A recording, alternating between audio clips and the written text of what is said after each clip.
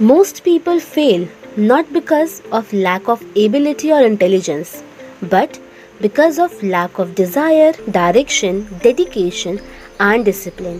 बुझे नहीं समझे। तो लोग जो हैं अपनी क्षमता या बुद्धि की कमी के कारण नहीं बल्कि अपनी इच्छा, दिशा, समर्पण की कमी के कारण फेल होते हैं। जब आपके अंदर कोई डेडिकेशन ही नहीं होगा तो आप कैसे किसी चीज़ में पास हो सकते हैं। तो हमेशा जब भी कुछ चीज़ आपको चाहिए होती है तो उसके लिए आपको अपना डेडिकेशन दिखाना बहुत ज़्यादा ज़रूरी है, आपके अंदर डिज़ायर होना बहुत ज़्यादा ज़रूरी है। हेलो बच्चा पार्टी, क्या हाल है? आई होप सब हेल्दी होंगे और सब अपने घरों में सेफ होंगे। इस वीडियो लेक्चर से हम शुरू करेंगे पॉलिटिकल पार्टीज़ का 6th पार्ट, और इससे पहले हमने फिनिश किया था पॉलिटिकल पार्टीज़ का रीजनल पार्टीज टॉपिक। और अगर आपने वो वीडियो नहीं देखा है तो उसका लिंक नीचे डिस्क्रिप्शन बॉक्स में है, आप उसे भी देखें और उसे भी समझें। तो शुरू करते हैं पार्ट 6, जो कि होने वाला है चैलेंजेस टू पॉलिटिकल पार्टीज का।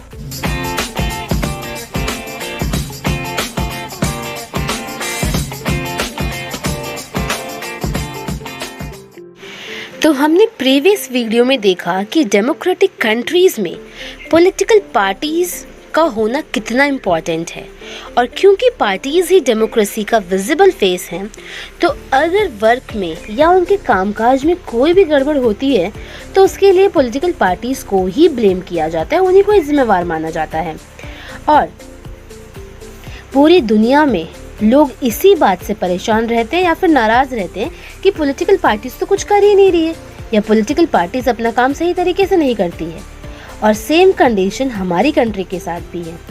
लोगों का डिससेटिस्फैक्शन, नाराज़गी पॉलिटिकल पार्टीज़ के 4 एरिया से हैं, 4 पहलुओं से हैं कि पॉलिटिकल पार्टी, और उसमें पॉलिटिकल पार्टी को चाहिए कि वो इन सारी प्रॉब्लम्स को फेस करे और उससे ओवरकम करे।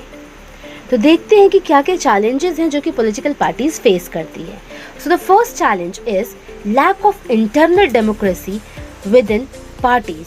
सेकेंड है डायनेस्टिक सक्सेशन, और थर्ड हमारे पास है money and muscle power, and last जो हमारे पास चैलेंज है पॉलिटिकल पार्टीज का वो है parties do not offer a meaningful choices to the voters. एक एक करके इन सारे टॉपिक्स को कवर अप करते हैं और जानते हैं कि क्या क्या चैलेंजेस पार्टीज जो है वो एक्चुअली फेस करती है, क्या क्या चैलेंजेस हैं उनके सामने। सो the first challenge is lack of internal democracy within parties.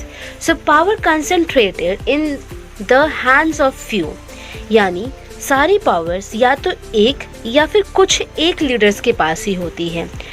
उसके बाद no organisational meetings, no keeping of membership records और रजिस्टर्स, नो इंटरनल और रेगुलर इलेक्शंस, यानी कि देखा जाए तो कोई भी मीटिंग नहीं होती है, कोई भी मेंबरशिप रजिस्टर मेंटेन नहीं किया गया है और ना ही इंटरनल रेगुलर इलेक्शंस करे जाते हैं। इवन ऑर्डिनरी मेंबर को पार्टी के अंदर क्या चल रहा है उसके बारे में उसे पता ही नहीं होता है।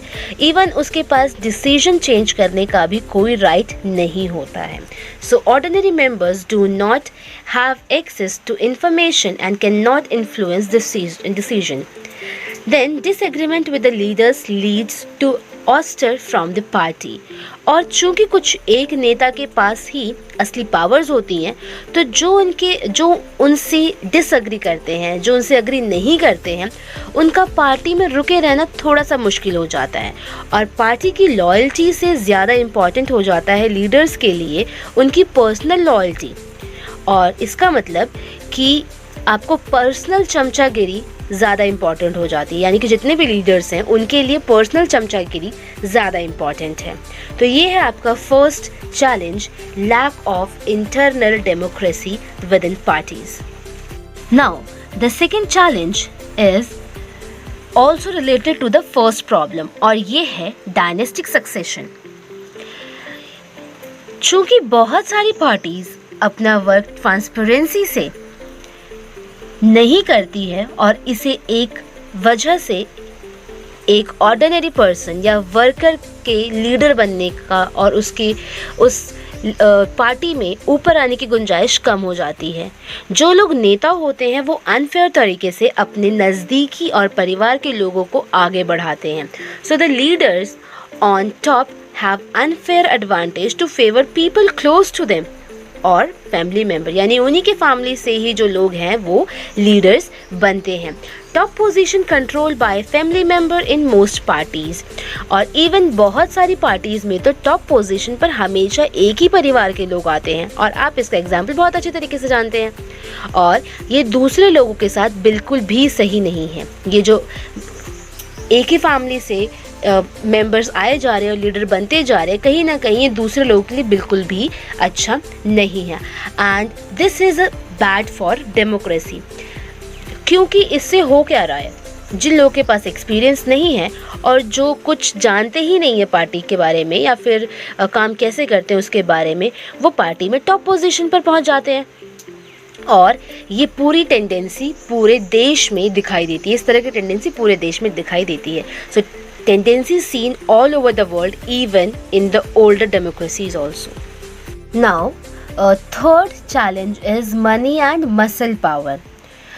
तो ये जो मनी और मसल पावर है ये खास तौर पर इलेक्शंस के टाइम पर ही देखने के लिए मिलती है, क्योंकि इस टाइम पर पार्टीज का पूरा फोकस इलेक्शन जीतने पर होता है। तो वो किसी भी तरीके से कोई भी फंडा अपनाकर कुछ भी करके पार्टी जो है वो जीतने के लिए कोई भी हथकंडे अपनाती है। ठीक है, तो first point is during elections power is visible, very visible. Second, candidates who can raise money are nominated. तो इसके लिए वो ऐसे ही लीडर को नॉमिनेट करते हैं जिनके पास या तो ज़्यादा बहुत सारा पैसा हो या फिर वो ईजिली पैसे इकट्ठे कर पाए। हम लोग को थोड़ा ना कोई टिकट देगा, क्योंकि हमारे पास तो इतना सारा पैसा नहीं है ना, क्यों। चलो आगे बढ़ते हैं।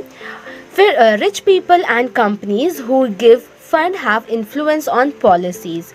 तो किसी पार्टी को ज़्यादा पैसे देने वाले अमीर लोग, सो कॉल्ड रिच पीपल जो होते हैं, या फिर कंपनीज जो होती हैं, उस पार्टीज़ की पॉलिसी और डिसीजन को भी इन्फ्लुएंस करते हैं। यानी कि जिस रिच पर्सन ने या फिर जिन कंपनीज़ ने पार्टी में पैसा इन्वेस्ट किया है वो कहीं ना कहीं उनके डिसीजंस को इन्फ्लुएंस करती है। और कई बार तो पार्टीज़ जो है क्रिमिनल की हेल्प लेकर, जो क्रिमिनल्स होते हैं उनकी हेल्प लेकर भी इलेक्शन जीत जाती है। तो ये है आपका third challenge, money and muscle power. Now our fourth challenge is meaningful choices, or parties do not offer a meaningful choices to the voters. तो मीनिंगफुल चॉइसेस, जैसे कि सबको मीनिंगफुल चॉइसेस चाहिए होती हैं, और मीनिंगफुल चॉइसेस ऑफर करने का मतलब है जब अलग अलग पार्टीज़ के डिफरेंट पॉलिसीज़ और प्रोग्राम्स हों, और there is not much difference in ideology among parties में हमें कहीं ज़्यादा डिफरेंस देखने के लिए मिलता नहीं है। सबके प्रोग्राम्स और पॉलिसीज सब बहुत ज़्यादा सिमिलर होते हैं। और अब रिसेंट टाइम में देखा जाए तो प्रोग्राम्स और पॉलिसी का डिफरेंस और भी कम होता जा रहा है।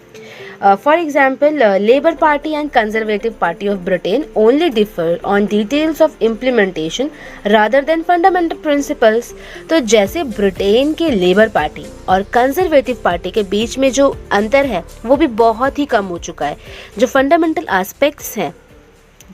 एस्पेक्ट्स पे दोनों सेम हैं, बस पॉलिसीज़ और प्रोग्राम्स को कैसे फ्रेम किया जाए और कैसे इम्प्लीमेंट करवाया जाए, सिर्फ यहीं पे थोड़ा बहुत डिफरेंस देखने के लिए मिलता है।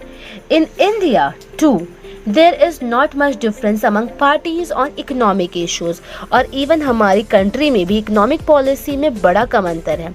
और जो लोग अलग अलग पॉलिसीज़ चाहते हैं उनके लिए कोई भी ऑप्शन नहीं है। तो और कई बार तो ऐसा भी होता है कि बिल्कुल नया लीडर चूज़ करने का ऑप्शन भी आपके पास नहीं होता है। क्यों? बिल्कुल भी नहीं होता है, क्योंकि अगर आप देखो तो वही सेम लीडर एक पार्टी से दूसरी पार्टी में शिफ्ट हो रहा है, दूसरे से तीसरे में शिफ्ट हो रहा है। तो वही सेम लीडर जब एक पार्टी से दूसरी पार्टी में शिफ्ट करेगा तो आपको नया लीडर कहाँ से मिलेगा? आपके पास कोई चॉइस ही नहीं है। और आई थिंक कि मेरी इस बात से आप सबके सब एग्री भी करोगे, राइट? तो ये था आपका फोर्थ चैलेंज मीनिंगफुल चॉइसेस का।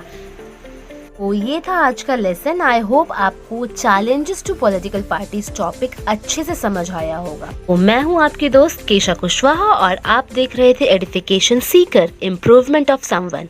अगर आपको वीडियो अच्छा लगा हो तो उसे लाइक करें, अपने फ्रेंड्स के साथ शेयर करें, सब्सक्राइब करें और बेल आइकन को प्रेस करना बिल्कुल भी ना भूलें, जिससे कि सबसे पहले वीडियो आप तक पहुंचे। Thank you for watching. I really appreciate your time.